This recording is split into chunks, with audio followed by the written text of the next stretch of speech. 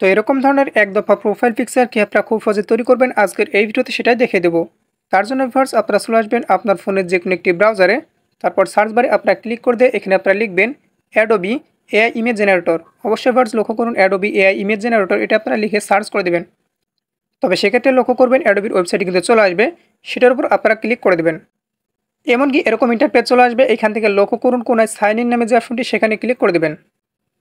এরপর ফার্স্ট এখান থেকে লক্ষ্য করবেন কন্টিনিউ উইথ গুগল অপশনে ক্লিক করে দেবেন। তারপর আপনার ফোনে থাকা সমস্ত জিমেলগুলো শো করবে, জাস্ট আপনারা করবেন কি যে কোনো একটা জিমেল সিলেক্ট করে দেবেন। তারপর আপনারা কন্টিনিউ অপশনে ক্লিক করে দেবেন। এমনকি দেখতে পেন এরকম ইন্টারপেজ চলে আসতে পারে, এখান থেকে আপনার জন্মসালটা আপনারা দিয়ে দিবেন। তো জন্মসাল দেওয়ার পর একটু নিচের দিকে আসার পর এখানে টিক মার্ক করে দিয়ে ক্রিয়েট অ্যাকাউন্ট অপশনে ক্লিক করে দেবেন। তাহলে কিন্তু ভিউয়ার্স আপনাদের অ্যাকাউন্ট খোলাটা হয়ে যাবে। সাবস্ক্রাইব করুন আমাদের চ্যানেলটি, পাশের বেল আইকনটির উপর ক্লিক করে অল সিলেক্ট করে দিন পরবর্তী ভিডিওর নোটিফিকেশন সবার আগে পাওয়ার জন্য।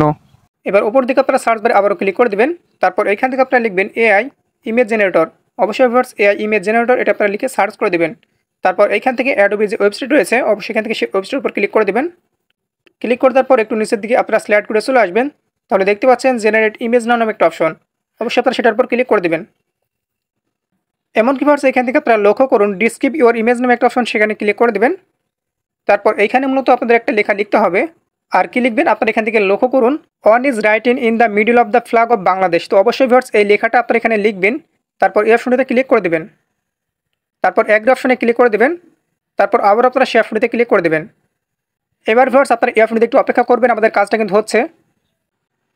এমনকি ভিউয়ার্স লক্ষ্য করুন এখানে কিন্তু ছবি চলে আসলো। এবার আপনি যেটা ডাউনলোড করতে চান এখান থেকে সেটার উপর ক্লিক করে দেবেন। তারপর এইখান থেকে আপনারা ছবিটার উপর ক্লিক করে দেবেন। ক্লিক করে দেওয়ার পর এখান থেকে লক্ষ্য করুন ডাউনলোড অপশন, সেখানে ক্লিক করে দেবেন।